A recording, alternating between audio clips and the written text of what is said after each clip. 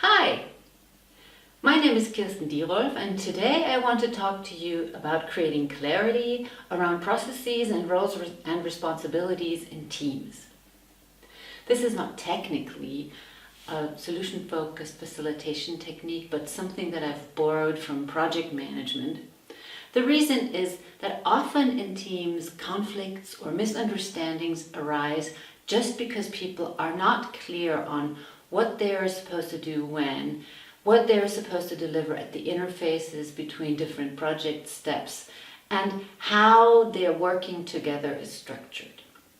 This is quite common for virtual teams, but also common for co-located teams. So today I want to introduce to you a technique that you can use as a facilitator or even as a team leader in order to help create clarity around these processes. Has many advantages if you're clear on these things.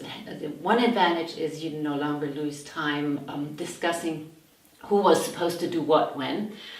And the other advantage is that if you have a documentation or some form of showing this to new people who join your team, it'll be quite easy for them to understand what is it that you're doing for each of the processes that you run as a team.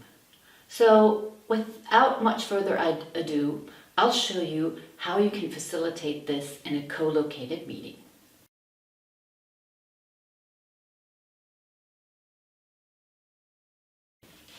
Here are some of the materials that you will need. You'll need lots of different sized and differently colored Post-it notes.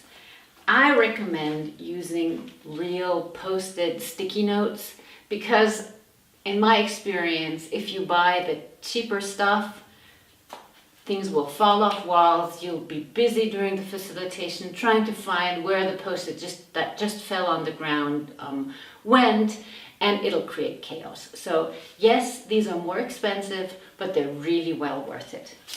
So different sizes, different shapes, to be able to visualize for everybody what their process steps are.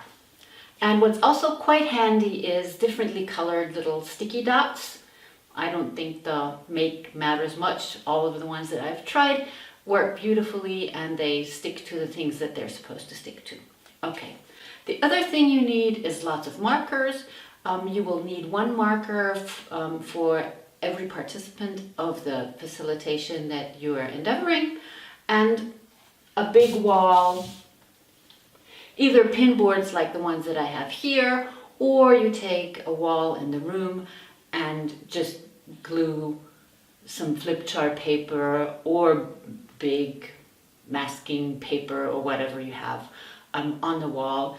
Sometimes you can even glue the Post-it notes directly on the wall, but be careful if they have nice wallpapering.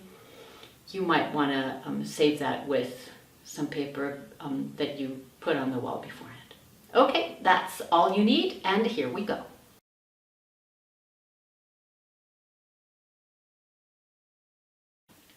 Here are the steps to the facilitation.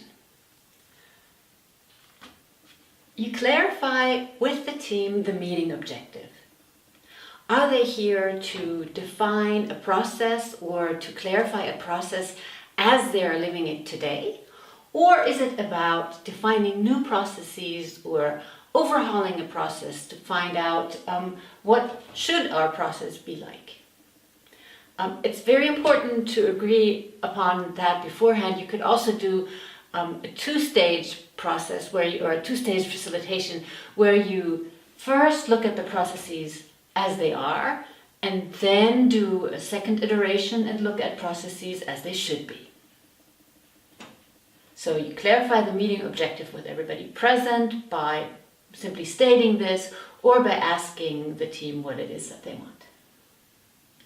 Then you explain to the team the steps of the facilitation. It makes sense to give them a small run-through before you start because it saves you a lot of time during the process and people will be less confused. You could use a visualization like this. So the steps are, you take one process of the team, So not like everything the team does, but let's say you take, if you have a sales team, you could take the customer contact process. Or if you have, let's say, a team that works in social work, youth services or something like that, you could say all the processes that have to do with the documentation around our cases. So you try to limit it to something that is manageable. You can do this for many processes, but if you do it for something too big, you'll run out of space of the wall to visualize the process. Okay, then you define the overall process steps. Big chunks of a process. And that's something that you can do in the plenary. Usually people know, so it's quite easy to just say, okay, let's take our sales process with regard to product XYZ. What are the general overall steps of this process? Then you define smaller groups per step in small groups. So let's say the first step in the sales process would be client qualification or prospective client qualification. And then you would get a small group to just look at this process and see what are the steps that we are usually going through when we're doing this. After that, all the small groups present their findings. And then the whole group defines who's responsible, what kind of documentation is involved, what is the result of each step, maybe what are the interfaces to other departments, or who's responsible to inform whom after or within or after each step. At the end, there's going to be a very nice picture of an overview of a process, and everything should basically be clear. I'll demonstrate this to you with an example in just a bit.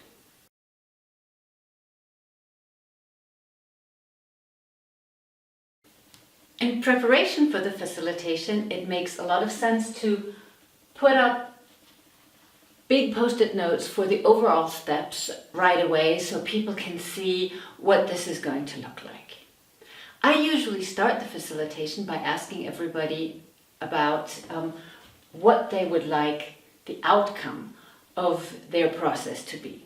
So selling new shredders, let's say, would be our process that we are going to analyze together as a team. And I'd ask the team, so what is the outcome of this process? And then one of them would say, okay, happy customer and also a signed contract.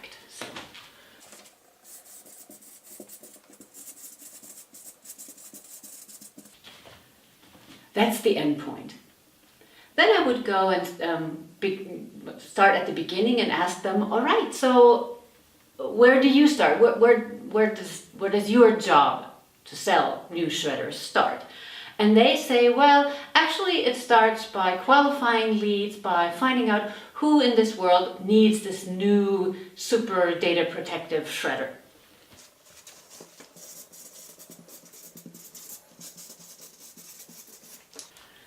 What happens once you've qualified the customers? Well, then we have, as a result of this, we have a list of target companies or target customers. Next step,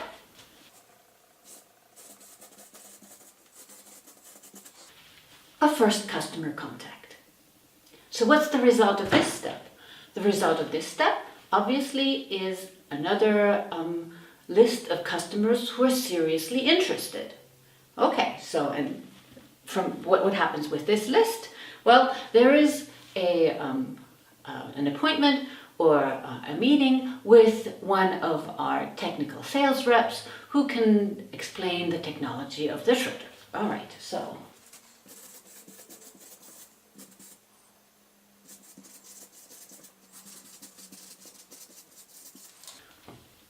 what's the result of this step? The result of the meeting to find out customer needs is a list of specs, a list of specifications of this shredder that this company might need. or the new potential customer might need. Okay, so then the next step is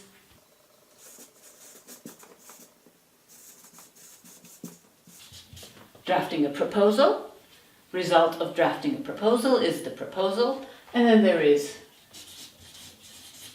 negotiation, and in the end we might have the contract with the happy customer.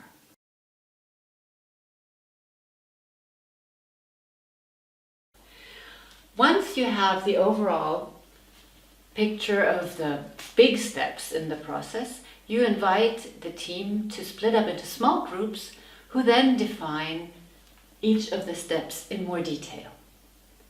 For groups who are not so used to process analyses or these kinds of things, it might make sense to do one of the steps together so that people know what kind of result you're expecting from the small groups. For example, in the customer contact, steps could be: we first send the marketing material. Next step is a follow-up call. We enter the information gained by the follow-up call in the customer relationship management system. And either there is a follow-up in a couple of weeks when they're not interested yet, or you haven't reached the right person, or we contact the technical sales rep in order to make an appointment, which would then lead to the meeting.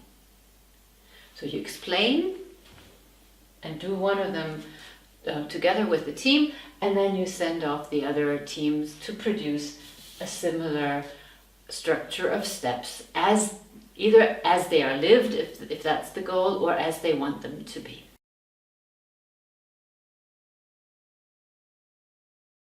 In our example here, we could use these sticky dots. Let's say they want to clarify roles and responsibilities and say, what are the sales reps who are out in the field, what are they going to do, and what is the back office going to do?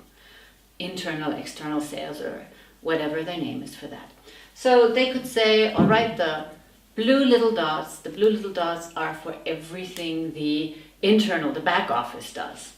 So sending marketing material is something for the back office. Entering information into the CRM system, you might have a little discussion. The sales rep will want the back office to do it. They will say, no, they have too much to do. So then you can say, well, we'll park that. We'll discuss that later on. And let's say contacting the sales rep to make an appointment is definitely the back office job. So you can have a distribution of who does what, and also that will be clear through this diagram. You can add links to other departments or documentation with other post-it notes. For example, here, follow-up call, use this in this document. Or what's after the customer has signed the contract, over to customer service. So the advantage of this is you have wonderful clarity. The team has talked about who does what. You've become aware of problems where people have misunderstandings about what their role or their responsibility is. People can talk about their expectations with regard to each and every step. And also, if you have new people joining, it will be quite easy to give them an overview and also to train them. Because, for example, if you are then hiring a new sales rep, you can say, all right, this is our process for a customer contact. This is what we do. And you could even have a kind of training manual or standard operating procedures or whatever to make it easier for people to be onboarded. As a facilitator, I think the main responsibility or the main task here is to create clarity, to create an overview, to be as clear as you can in your instructions. And in my experience, it will get a little bit chaotic when the small groups are presenting and maybe somebody else has a different idea. But then just have enough post-it notes ready and be a little bit patient. They will figure out what they want to do in the end. If the discussion here becomes too much, you can always park it on a separate flip chart and say, these are the topics that are still unclear. These are the topics that we will have to discuss in a separate meeting or after we've generated clarity.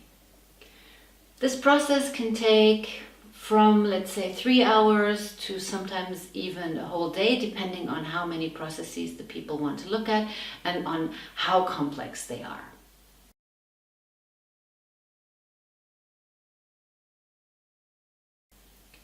I hope I've been able to explain how this works. If you have any questions, please don't hesitate to call or to write. You can make an appointment at www.solutionsacademy.com/contact or write an email at info@solutionsacademy.com.